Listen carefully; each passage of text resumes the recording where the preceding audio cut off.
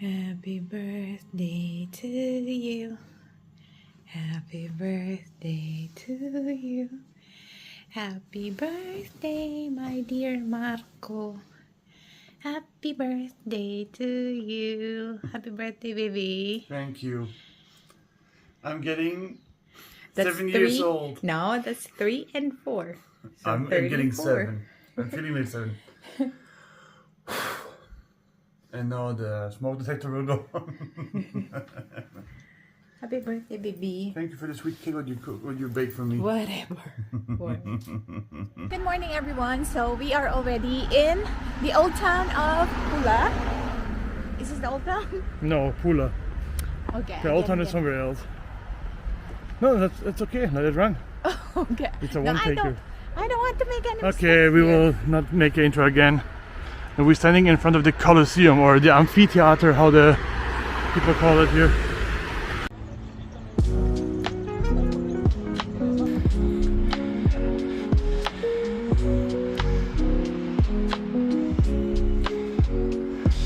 So this is our first stop of the day in our Pula tour. So we are currently in the Colosseum here in Pula, or as what they call it, the amphitheater.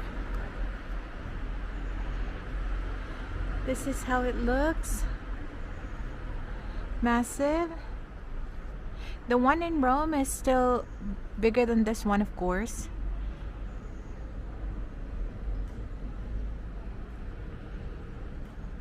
But the difference between this and the one in Rome, Rome Colosseum is more touristy, but here in Pula, the Colosseum here in Pula, there are still performances being held here. It's called the Colosseum, it's called amphitheater here. Yes, I've already explained.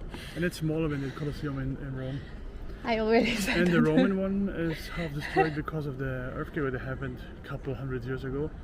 Yeah, And that's why like no performances are here being performance is held there. existing. You can still see the other side of the podium, or not podium, how to call that in English? I would say podium too. Yeah, but that side is rushed down, unfortunately. I don't know why. This one. And you can also see they rebuilt something here again, the white stone. But Pula is super interesting because there's a lot of influences of a lot of nations, of people who conquered the Roman Empire, then the Habsburger monarchy, also the Austrian-Hungarian Empire, then the Italian, and then the Yugoslavian. So here is really everything hitting together. That's why you have buildings who look like Austro-Hungarian German look like. Then you have Roman buildings, Roman Empire buildings, Italian style. And then of course our Croatian touch somewhere in between. Hundreds of years ago, and then I'm just walking here up to see gladiator fights. Yeah, that's one interesting thing to see here in the amphitheater in Pula, because in summer they still do performances that portrays gladiator fights in the past, and also there are ballet performances. Some concerts are being held here as well. Yeah, music concert. Yeah, musical performances. It's gonna be cool. I've been telling Marco like I would be interested to see like the gladiator fights, but yeah, that's gonna be in summer. I want to be the one who gives the thumb up or thumb down. The gladiator have to be killed.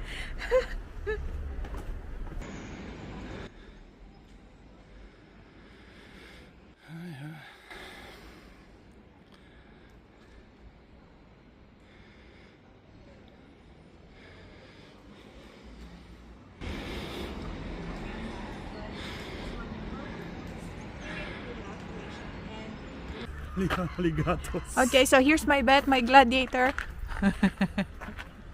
Marcos, what? What's your screen name? Marcos Gaius Romus. Marcos Gaius Ramos. The Pula Arena is one of the most well-preserved Roman amphitheaters in the world.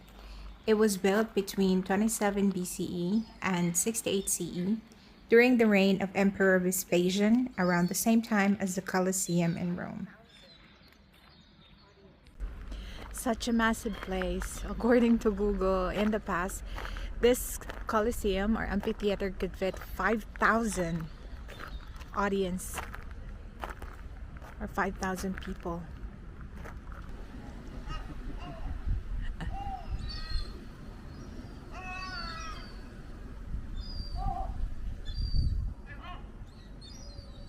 I want to have the view too. Oh, yeah. Bird's eye view.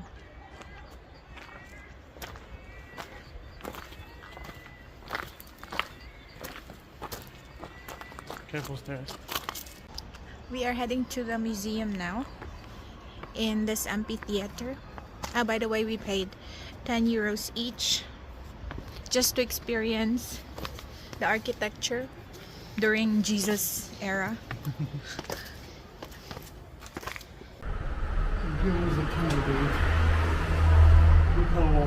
How long do you think is that? Before you run the corner, how long do you think is the corridor here? Short. Okay, I'll walk around the corner. What? The arena's underground chambers now have a museum exhibit on olive oil and winemaking in Roman times. So we are walking to the museum now with this. To the exhibition. Yes, to the exhibit through this underground tunnel. Also, you can see all the pillars and everything. Oh yeah. Roman architecture. All pillars from the Roman architecture.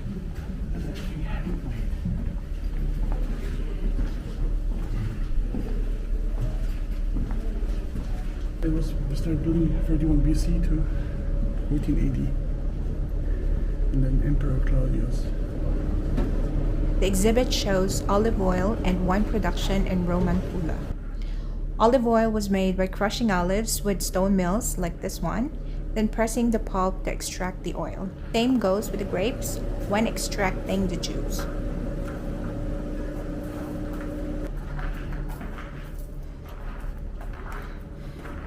The exhibit also showcases original Roman amphorae recovered from the region. Amphorae are tall, narrow-necked ceramic vases with two handles commonly used in the Roman Empire to store and transport goods like wine, olive oil, and grain. These vases were designed to be stackable for efficient storage on ships, and their pointed bottoms allow them to be anchored upright in sand or soft ground.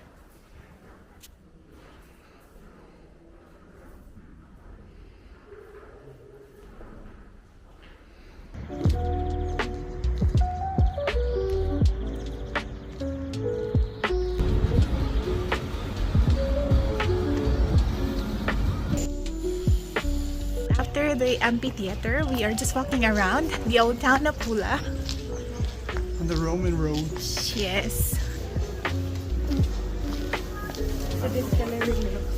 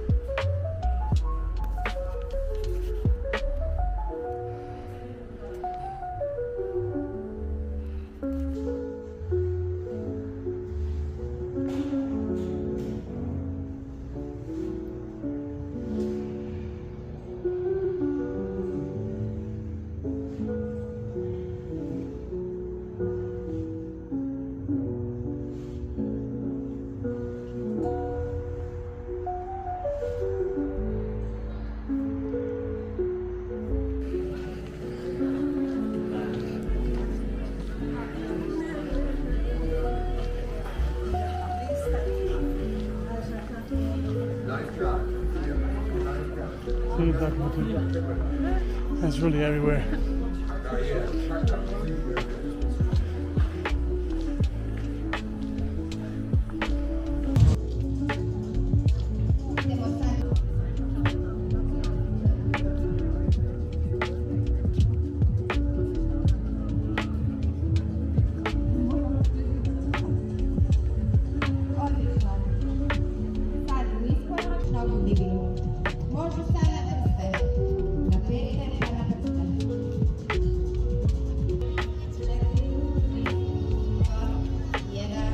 are heading now to the southest point of the federal state of Istria. I don't know if I'm pronouncing that right. Yeah, it's correct. In the southern part of Croatia. And according to Marco, he was lecturing earlier that this town on the southernmost point of Croatia, or of Istria, yes, that's the name, is known for cliff jumpers, right? So they don't have divers and divers, yeah, because they don't have. Yes, it's a coastal city, it's a coastal town, but they don't have beaches, so they just have cliffs that you definitely can. one or two beaches, but the tip, the southwest point is just cliffs and forests around the fields. That's why it's known for divers and jumpers, cliff jumpers.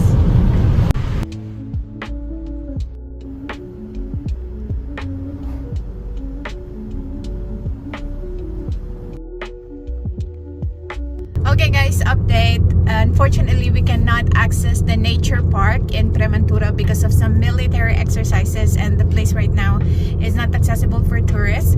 So what we're gonna do now is drive slowly to the north of Croatia and to Germany. So yeah, by the way, this is our last day of our holiday here in Croatia, so it's gonna be 5-hour drive till the next stop, and then slowly heading towards Germany.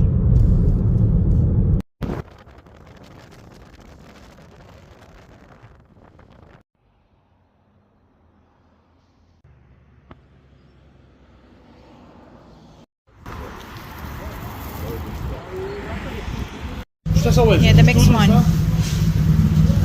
It's already 1 p.m. and both of us got hungry, so we have decided to stop by at the Pekara or bakery and got ourselves, of course, the burek and strudel with cherry compote and vanilla, was it? What a big burek it is.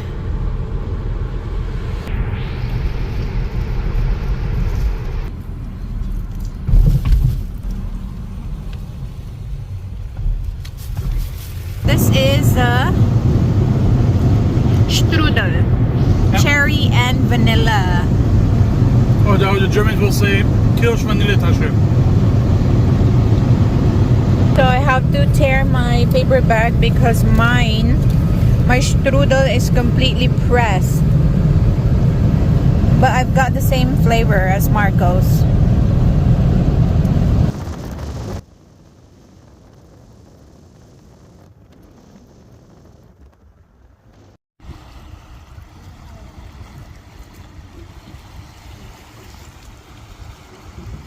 Marco is having his moment, contemplating about his 34 years of existence. 29, excuse me, 29. I'm forever 29.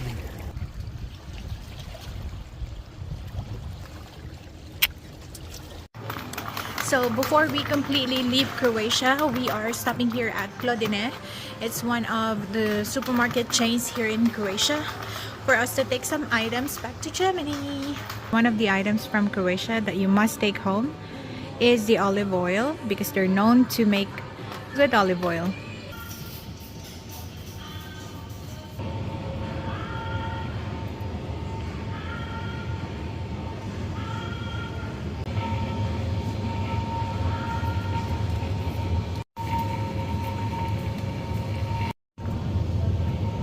That's feta cheese. Croatian. Oh yeah, kajmak.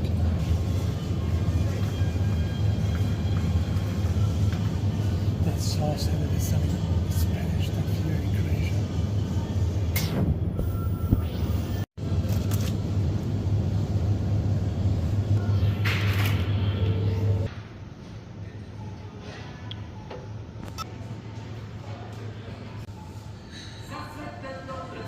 Okay, update people, we are passing Slovenia, and in 40 minutes we will reach the Austrian border, but in total we still have 6 hours and 42 minutes till Stuttgart.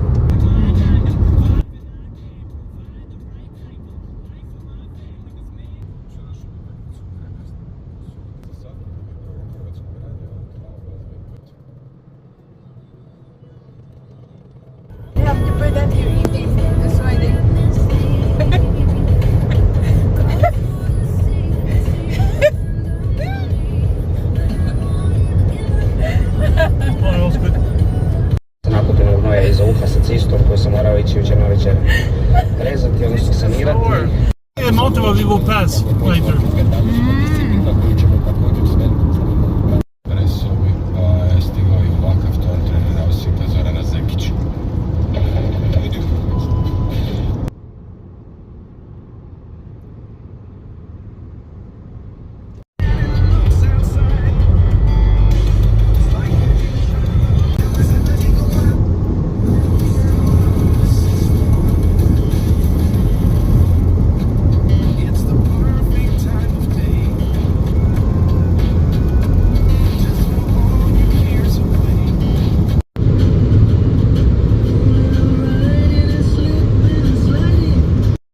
So in front of us is the highest peak here in Slovenia.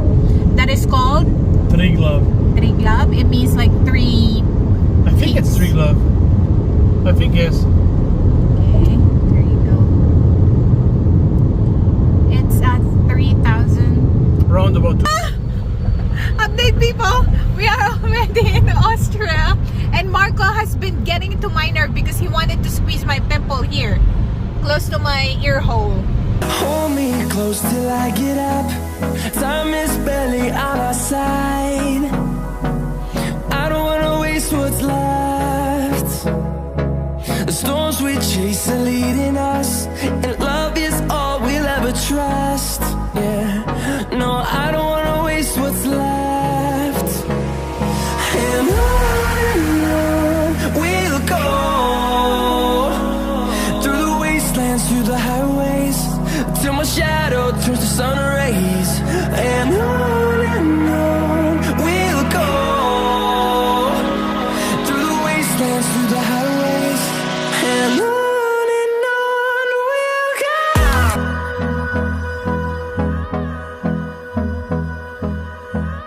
Made it back here in Germany. It's been a long 6-hour drive from Pula to the German border. So we have just passed the German border actually, and stopping by a gas station to fill up. But our drive has been good and interesting so far because Marco and I were listening to an Austrian program.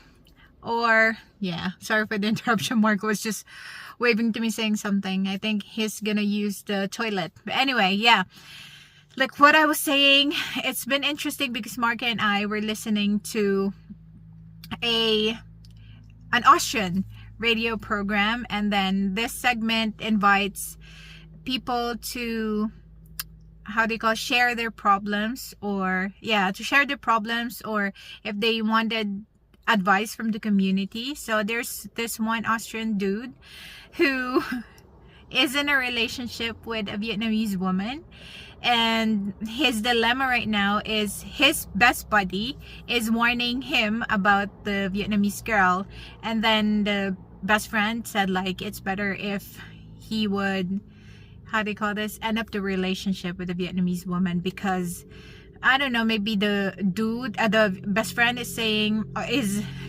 some red flags. Okay, so we are driving. Oh, It's a border river. okay, so we are driving again, and yeah, let me continue the story. So this best friend is warning the Austrian dude to end up the relationship with the Vietnamese woman because he shared to the radio program that the Vietnamese woman started asking for money to support her Vietnamese family, right, babe? Yeah, and to bring immediately the family up to. Yeah, and she also mentioned to the Austrian dude like her plans of bringing the family immediately after marrying him. So yeah, he is kind of torn now between keeping the relationship going or listening to his best friend who told him to break up with the Vietnamese girl. And then the community shared their advice, of course. Like some people said like, yeah, immediately dump the woman, and some people as well Yeah, you said, have to like, explain why, because the Europeans have not a culture like in Asia or Vietnam. yeah, some people said like, yeah, you should be open because you got into a relationship with a Vietnamese woman, so you have to understand the Asian culture that we as a Filipino as well, we have it. Like you're not burdened, but it's kind of indirect responsibility for the kids to support their parents, especially when they're old, and to give still financial support to them. So some people who commented said like, yeah, you have to understand her culture and talk about that, like what's gonna be your arrangement after the marriage if you kept the relationship. Yeah, our arrangement is, we were clear about it, that he has no financial responsibility towards my family, but he said like if your family is struggling, then he is willing to help. But Of course. right, yeah, but other than that, if there's no, like, if he would not see effort from my family, like trying to improve their lives or making money, then You have to say it like that way. If the people cannot, because physically not, because they're too old or something, that's a different thing. yeah, But yeah, if that's they're what he being just, said. let's say, lazy, or don't want to work, or just think, because they have a white dude that's a cash Like cow for us, or yeah, something, instant money, then I'm definitely not being instant willed good to life. helping. Correct. Why Yeah. should I support? Because I also have to hard work. That's true. So it's just basically like mutual understanding. So I would say, if I would give the dude piece of advice, then I would say like they have to draw the line, or they have to talk about it, what's gonna be their arrangement in the future, that both sides would be happy about it. Then how about you? So I would be interested to hear your comments. So yeah, share your thoughts on the comment section below.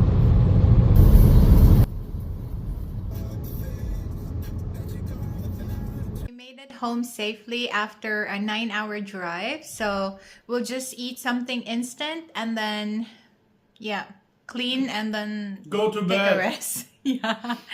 So if you enjoyed my video, don't forget to like and subscribe. I'll see you on my next one. Choose.